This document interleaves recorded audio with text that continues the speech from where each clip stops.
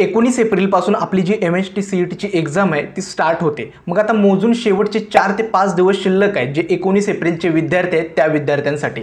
मग आजचा जो व्हिडिओ आहे ना हा बनवलाय तुमची एक्झाम ज्या दिवशी आहे तोपर्यंत पुढच्या दिवसांचं नियोजन काय असलं पाहिजे, तुम्ही आत्ता प्रिपरेशन कशी केली पाहिजे जेणेकरून एक 100+ स्कोर तरी तुम्ही स्कोर करू शकता, यासाठी हा आजचा व्हिडिओ बनवतोय। खरं तर 100+ यासाठी बोलतोय की 100+ हा सेफ स्कोर आहे जेणेकरून तुम्हाला 88 किंवा 90+ पर्सेंटाइल तरी ॲटलिस्ट मिळेल। पहिली गोष्ट म्हणजे काय तर 100+ मार्क्स तुम्ही स्कोर करू शकता हे यासाठी सांगतोय की 100+ मार्क्स जर स्कोर केले तर बऱ्यापैकी पर्सेंटाइल सुद्धा मिळेल आणि एका चांगल्या कॉलेजमध्ये टेकटॅक ब्रँच सुद्धा मिळून जाईल। ठीक आहे, मग आजच्या या व्हिडिओमध्ये एकतर पहिली गोष्ट मी क्लिअर करतो की 0 लेवल प्रिपरेशन पासून तुम्ही स्टार्ट करत असाल याच्यासाठी हा व्हिडिओ नाही आहे, कारण का 0 लेवल प्रिपरेशन पासून 100+ मार्क्स स्कोर करणार आहेत इतका वेळ बाळांनो आता नाही आहे। मग तुम्हाला एक सांगतो, जेवढी प्रिपरेशन तुमची झाली ना त्याच्यावरती तुम्ही पुढे काय करू शकता हे या आजच्या व्हिडिओमध्ये सांगणार आहे। आजच्या व्हिडिओमध्ये मुख्यतः मी 2 गोष्टींवरती फोकस केलाय।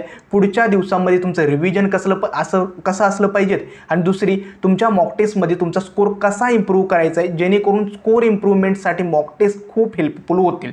ठीक आहे, आणखीन एक गोष्ट तुम्हाला एक सांगायची आहे, ज्या मुलांनी म्हणजेच उदाहरणार्थ सांगतो आता भरपूर ठिकाणी ना महामॅरेथॉन सिरीज वगैरे किंवा लाईव्ह क्लासेस वगैरे स्टार्ट झाले ज्याच्यामध्ये पूर्णच्या पूर्ण सिलेबस ते 6 ते 7 तासांमध्ये ते कव्हर करतायत।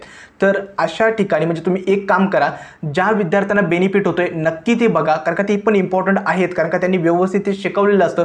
फक्त इम्पॉर्टंट काय आहे, लाईव्ह लेक्चर्स कुणीही ते अटेंड करू नका हे यासाठी सांगतोय। लाईव्ह लेक्चर्स तुम्ही विचार करा, ते 5 ते 6 तासाची ती मॅरेथॉन असते, तुमचे 5 ते 6 तास कुठे जातील हे तुम्हाला समजणार सुद्धा नाही। ज्यावेळी ते व्हिडिओ अपलोड होतात लाईव्ह लेक्चर संपल्यानंतर त्यानंतर 1.5x किंवा 2x स्पीडनं ते बघायचे।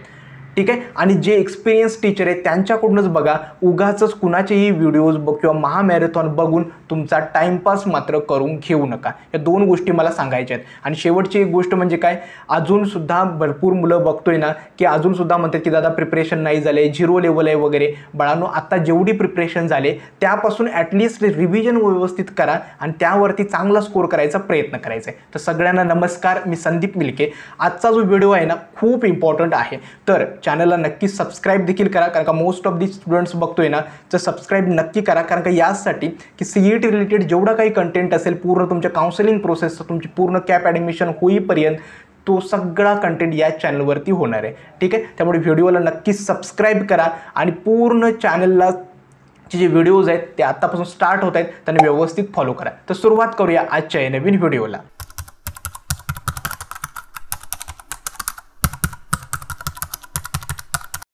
100+ मार्क्सची स्ट्रॅटेजी मी यासाठी सांगतोय, तुम्ही अज्यूम करा आता ज्या मुलांनी ठीकठाक अभ्यास केलाय म्हणजे बऱ्यापैकी PYQs वगैरे तरी स्टार्ट केलेत, आता कुठलाही मुलगा आहे ना तो एकदम बेसिक पासून तरी नाही आहे, ॲटलिस्ट तुम्ही बोर्ड एक्झाम झाल्यानंतर काहीतरी प्रिपरेशन केलेलं आहे। मग 100+ मार्क्ससाठी आपलं टार्गेट काय असलं पाहिजे ते थोडक्यात सांगतो।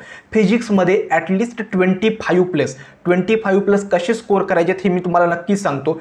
फिजिक्समध्ये 25+, केमिस्ट्रीमध्ये 30+ आणि मॅथमॅटिक्समध्ये 45+, इतकं तुमचं टार्गेट असलं पाहिजे। आता मला सांगा, केमिस्ट्रीमध्ये 30+ तर तुम्ही बेसिक जरी गोष्टी केल्या असतील तरी सुद्धा होऊ शकतं, आणि मॅथ्समध्ये आपल्या 50 क्वेश्चन्सपैकी आपल्याला फक्त 22+ क्वेश्चन्स अटेम्प्ट करायचे किंवा तेवढे बरोबर असले पाहिजे। जर एवढं केलं ना तर 100+ बाळांनो नक्कीच येऊ शकतं। आता हे आपल्याला सांगायला किंवा ऐकायला चांगलं वाटतं की 100+ फक्त इतके मार्क्स स्कोर करायचे, इतके क्वेश्चन सॉल्व्ह करायचे, परंतु ज्यावेळी एक्झाम हॉलमध्ये जाणार आहात ना हे थोडं डिफिकल्ट होऊन बसतं।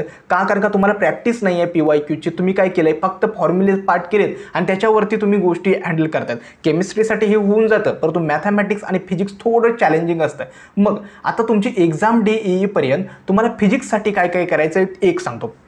फिजिक्स सगळ्यांना डिफिकल्ट जातं, कारण का फिजिक्समध्ये 25+ स्कोर करणं सुद्धा चॅलेंजिंग आहे। मग यासाठी तुम्हाला काय करायचं आहे, एक तर आत्तापर्यंत जेवढे चॅप्टर्स कव्हर केलेत ते पहिल्यांदा सगळे रिवाईज करायचे आहेत आणि त्याचे जेवढे PYQ सॉल्व्ह केले ते सुद्धा अगेन रिवाईज करायचे आहेत। आता PYQs कसं रिवाईज करायचं आहे ते मी पुढे जाऊन सांगतो। फिजिक्समध्ये इम्पॉर्टंट काय आहे, ज्या मुलांचा एकही सिलेबस नाही झाला आहे किंवा व्यवस्थित कव्हर नाही झाला आहे, तुम्ही काय करा ॲटलिस्ट बेसिक प्रत्येक चॅप्टरचं किंवा जे हाय वेटेज चॅप्टर्स आहेत त्यांचं बेसिक ते फॉर्म्युलेज वगैरे वगैरे पाठ करा आणि फक्त 2024चे PYQ सगळ्यांनी फोकस करायचं आहे. ठीक आहे, फिजिक्ससाठी 25+ स्कोर करायचे आहेत. नाही, हाय वेटेज चॅप्टर्सला टार्गेट करा, त्यांचे 2024चे PYQ सॉल्व करा किंवा ते रिवाईज करा. आणि थर्ड आहे इम्पॉर्टंट म्हणजे काय, प्रत्येक चॅप्टरचं बेसिक म्हणजे त्याचे फॉर्म्युलाज वगैरे असतील, ठीक आहे, किंवा जे PYQ जरी रिपीट होतात तेवढे जरी केलेत ना तरी फिजिक्ससाठी इनफ आहे, कारण का वेळ आता खूप कमी राहिला आहे. त्यामुळे फिजिक्ससाठी रिव्हिजन याच्यावरती फोकस करा. केमिस्ट्रीसाठी तुम्हाला काय करायचं आहे, केमिस्ट्रीसाठी मला माहिती आहे मोस्ट ऑफ दी मुलांची जी केमिस्ट्री आहे ना बऱ्यापैकी व्यवस्थित कव्हर झालेली आहे, सिलेबस पण कव्हर झालेला आहे. मग या सिच्युएशनला केमिस्ट्रीसाठी इतकंच करायचं आहे की शक्य तेवढं बाळांनो रिव्हिजन करा, कारण का केमिस्ट्रीसाठी ना रिव्हिजन तुम्ही सतत गोष्टी विसरत जाता, मग ते सतत रिवाईज करावं लागतं. केमिस्ट्रीसाठी तुम्ही काय करू शकता, रिव्हिजनसाठी चॅप्टरचे जेवढे शॉर्ट नोट्स वगैरे बनवलेले असतात ना ते पटकन रिवाईज करायचं आणि त्यानंतर जेवढे काही जे PYQs वगैरे होतात पटकन त्याच्यावरती नजर फिरवून घ्यायची, जेणेकरून केमिस्ट्रीसाठी ना सगळ्यात इम्पॉर्टंट आहे रिव्हिजन. आता ऑर्गॅनिक केमिस्ट्रीच्या नेम रिॲक्शन सगळ्यांनी पाठांतर करायच्या आणि ज्या रिॲक्शन सतत रिपीट होतात त्यांच्यावरती फोकस करायचं. फिजिकल केमिस्ट्रीसाठी काय करायचं, जेवढे काही फॉर्म्युलेज आहेत किंवा जे आपल्या टेक्स्टबुकमध्ये न्यूमरिकल्स आहेत ते सगळ्यांनी ते फॉर्म्युलेज आणि ते न्यूमरिकल्स कसे सॉल्व केलेत तेवढी बघून घ्यायचे. आणि जे इनऑर्गॅनिक आहे, इनऑर्गॅनिकसाठी तर तुम्हाला काहीही म्हणा ते पाठांतरशिवाय पर्यायच नाही, त्यामुळे इनऑर्गॅनिक तुम्ही मोस्टली पाठांतरावरतीच फोकस करा. आता येतो मॅथमॅटिक्ससाठी मी टार्गेट काय दिलं होतं तर 44+ मार्क्स कसे येतील. आता 50 क्वेश्चन्स आहेत, 50पैकी आपल्याला फक्त 22 क्वेश्चन्स आहेत ते करेक्ट करायचे आहेत. मग 22 क्वेश्चन्स कसे करेक्ट करायचे आहे, मॅथमॅटिक्सची डिफिकल्टी यावर्षी सुद्धा मॉडरेट टू डिफिकल्ट येऊ शकते. मग तुम्हाला काय करायचं आहे, मॅथमॅटिक्सचे असे चॅप्टर जे तुम्ही आधी कव्हर केलेत किंवा इझी आहेत त्यांना पहिल्यांदा पिकअप करा. मग ते मोस्टली मॅथ्स पार्ट 1चे चॅप्टर्स आहेत, लॉजिक असेल, मॅट्रायसिस असेल, पेअर ऑफ स्ट्रेट लाईन्स असेल, वेक्टर्स असेल, लाईन अँड प्लेन असेल, यांना टार्गेट करा, कारण का इथं कंपॅरेटिव्हली डिफिकल्टी आहे ना ती थोडी जरा इझी असते. मग या चॅप्टर्सचे काय करायचे, फक्त 2024चे PYQs अगेन सॉल्व करा. हे यासाठी सांगतोय कारण का 2024लाच मॅथमॅटिक्सची जी डिफिकल्टी होती ती सडनली इन्क्रीज झाली होती, लाईक JEEचे लेवलचे क्वेश्चन्स वगैरे आले होते. मग ॲटलिस्ट 2024चे जरी PYQs तुम्ही परफेक्ट केलेत ना तेवढे इनफ होईल. मग मॅथमॅटिक्ससाठी पहिलं आहे तुमचे जे इझी चॅप्टर्स आहेत त्यांना पिकअप करायचे, त्याचे 2024चे PYQs सॉल्व करायचे आणि शक्य असेल तर बाकीचे जे रिमेनिंग चॅप्टर्स आहेत त्यांना सुद्धा टार्गेट करा. मॅथमॅटिक्ससाठी हे यासाठी सांगतोय कारण का mathematics is the most important, कारण का तुमचा जर स्कोर इम्प्रूव्ह आहे ना मॅथमॅटिक्स आणि केमिस्ट्रीज करणार आहे, त्यामुळे मॅथमॅटिक्समध्ये शक्य असेल तेवढी बाळांनो प्रॅक्टिस आहे. आता मॅथमॅटिक्ससाठी जर म्हणाल ना तर एक आहे ती म्हणजे काय, जेवढी शक्य असेल तेवढी PYQची प्रॅक्टिस करा, तेच खूप इम्पॉर्टंट आहे. आता PYQचं बाळांनो तुम्हाला काय वाटतं की मी PYQ सॉल्व केलेत, परंतु ज्यावेळी मॉक टेस्ट देतोय किंवा ॲक्च्युअल एक्झाममध्ये ना मला तशा पद्धतीचा क्वेश्चन आला तर तो सॉल्व करता येत नाही. हे कशामुळे होतं तर तुमचं रिव्हिजन किंवा त्या क्वेश्चनला तुम्ही परत व्हिजिटच करत नाही. एक क्वेश्चन आता अटेम्प्ट केला आहे म्हणजे तुम्हाला काय वाटतं की माझं क्वेश्चन झालं आहे म्हणजे मला तो क्वेश्चन जमला आहे, परंतु बाळांनो ती कन्सेप्ट तुम्हाला समजली नाही. यासाठी तुमचं रिव्हिजन आणि प्रॅक्टिस मॅथमॅटिक्ससाठी खूप गरजेचं आहे, एवढं लक्षात ठेवा. ठीक आहे, आता येतो मॉक टेस्टबद्दल. मॉक टेस्ट या शेवटच्या जे 5 का 6 दिवस आहेत ना जेव्हा तुमची एक्झाम असेल तोपर्यंत तुम्ही शक्य असेल तेवढ्या मॉक टेस्ट द्या. Mock test daily 2-2 mock test कुणीही द्यायचे नाहीत, शक्य असेल तर डेली एकच मॉक टेस्ट द्यायची. मॉक टेस्ट दिल्यानंतर काय करायचं आहे, मॉक टेस्ट दिल्यानंतर मॉक टेस्टचे पुढचे 2-3 तास फक्त मॉक टेस्टचं ॲनालिसिस करायचं आहे, म्हणजे कोणते क्वेश्चन चुकलेत, कोणते बरोबर आहेत, चुकलेले क्वेश्चन्स आपल्या सिली मिस्टेक्समुळे चुकलेत की त्या चुकलेल्या क्वेश्चनसाठी आपल्याला कन्सेप्ट माहीत नव्हत्यात, हे सगळं ॲनालाइज करायचं आहे. जे काही वीक टॉपिक्स किंवा वीक चॅप्टर्स, वीक कन्सेप्ट ते आपल्या मॉक टेस्टमध्ये आपल्याला जमले नाहीत ते पहिल्यांदा परफेक्ट करायचे, म्हणजेच ते चॅप्टर्स आपल्या टेक्स्टबुकमधून गो थ्रू करा किंवा त्या चॅप्टरचे PYQs पुन्हा रिवाईज करा.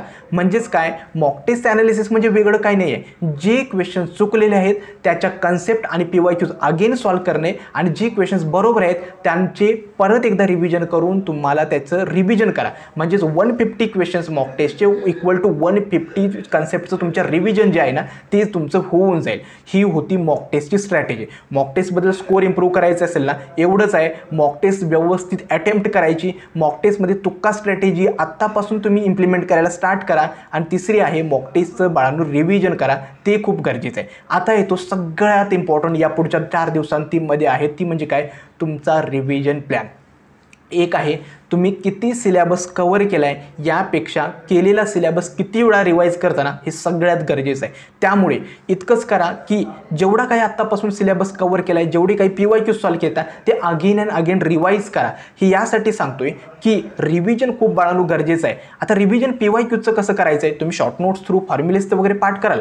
PYQचं रिव्हिजन काय करायचं आहे, समजा एखाद्या चॅप्टरचे मी वेक्टर्स चॅप्टरचे PYQs पिकअप केले. PYQ सॉल्व करताना पहिल्यांदा PYQ वाचायचा. तो PYQ जर जमत असेल तो ट्राय करायचा की एका रब पेजवरती त्यासाठी मी कुठला फॉर्म्युला यूज करेल. पूर्ण PYQ सॉल्व करत बसायचा नाही आहे, तेवढा वेळ नाहीच आहे.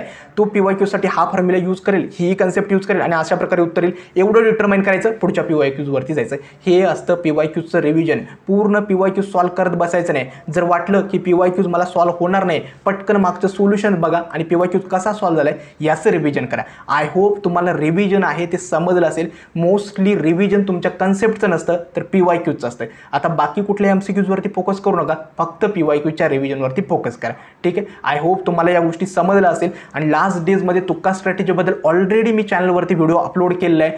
तुम्ही चॅनलच्या ज्या व्हिडिओ सेक्शनमध्ये नक्की बघा, त्याच्यामध्ये तो व्हिडिओ असेल. तो व्हिडिओ नक्की फॉलो करा, कारण का मोस्ट इम्पॉर्टंट व्हिडिओ आहे तो तुक्का स्ट्रॅटेजीचा. आता आहे तो शेवटची गोष्ट, ज्या मुलांनी अजूनसुद्धा टेस्ट सिरीज वगैरे स्टार्ट नाही केली आहेत किंवा ज्यांना टेस्ट सिरीजमध्ये इनरोल करायचं आहे, आमच्या टेस्ट सिरीजची जी रजिस्ट्रेशन्स आहेत ना ते ऑलरेडी स्टार्ट आहेत. ज्या मुलांना इनरोल करायचं आहे नक्की इनरोल करा. डिस्क्रिप्शन बॉक्समध्ये मी ॲपची लिंक दिली आहे, ते ॲप डाउनलोड करा आणि नक्की इनरोल करा. हे यासाठी सांगतोय कारण का बाळांनो, तुम्ही आमच्याकडे टेस्ट सिरीज द्या असं काही नाही आहे. शक्य असेल तिथून जिथूनही तुम्हाला शक्य असेल तिथून नक्कीच टेस्ट सिरीज द्या, परंतु कुणीही मॉक टेस्टशिवाय फुल लेंथ मॉक टेस्टशिवाय एक्झामला जाऊ नका. खूप इम्पॉर्टंट आहे. आणि उगाच कुठल्याही टेस्टमध्ये 3-3 तास वगैरे वाया घालू नका. ज्या क्वालिटी कंटेंटच्या टेस्ट असतात ना त्यांना प्रेफर करा. ते काय होतं, डायरेक्टली कुठल्याही टेस्ट पिकअप केले असतात पुस्तकामधून त्याच दिल्या जातात. असं करू नका. तर व्यवस्थित बाळून त्या CET लेवलच्या डिफिकल्ट लेवलच्या सेम टेस्ट तुम्हाला मिळणं गरजेचं आहे. त्यामुळे ज्या मुलांना टेस्ट सिरीजमध्ये इनरोल करायचं आहे नक्की इनरोल करा. एकतर तुम्हाला 20 फुल सिलेबस टेस्ट मिळतात, तुम्हाला या लास्ट डेजमध्ये रिव्हिजन करण्यासाठी टॉपरचे फॉर्म्युला नोट्स मिळतात आणि रिव्हिजनसाठी फिजिक्स, केमिस्ट्री आणि मॅथमॅटिक्सची इंडिव्हिज्युअल फॉर्म्युला बुकसुद्धा तुम्हाला प्रोव्हाइड केली जाते. आणि चौथं असतं पर्सनल मेंटरशिप, जेणेकरून तुम्हाला कोणत्याही स्टेजला काही डाऊट्स असेल, तुमच्या प्रिपरेशन रिलेटेड, तुमच्या एक्झाम रिलेटेड काही डाऊट असेल तर तुमच्या पर्सनल मेंटरशी कॉल्स किंवा व्हॉट्सॲपवरती तुम्ही डायरेक्टली कनेक्ट होऊ शकता. त्यामुळे ज्या मुलांना इनरोल करायचं आहे नक्की इनरोल करा. लास्ट डेजमध्ये आम्ही प्राईस काय केली तर 50% ऑफ दिले आहे, जेणेकरून जास्तीत जास्त मुलं इनरोल व्हावीत आणि मॉक टेस्टमध्ये त्यांचा नक्की स्कोर इम्प्रूव्ह व्हावा. ठीक आहे. आय होप तुम्हाला पुढच्या ज्या काही दिवसांची स्ट्रॅटेजी आहे ती समजली असेल. 100+ मार्क्स करणं काही डिफिकल्ट नाही आहे. जेवढं केलं आहे त्याचं रिव्हिजन करा. जर काहीच केलं नसेल तर ॲटलिस्ट जेवढं शक्य असेल तेवढा सिलेबस कव्हर करा आणि PYQ सॉल्व करा. आजचा हा व्हिडिओ कसा वाटला हे देखील मला कमेंट सेक्शनमध्ये सांगा आणि कमेंट्समध्ये नक्की सांगा की तुमच्या एक्झामचा डे आणि एक्झामची शिफ्ट कोणते. आजचा हा व्हिडिओ मी येथेच थांबवतो. धन्यवाद.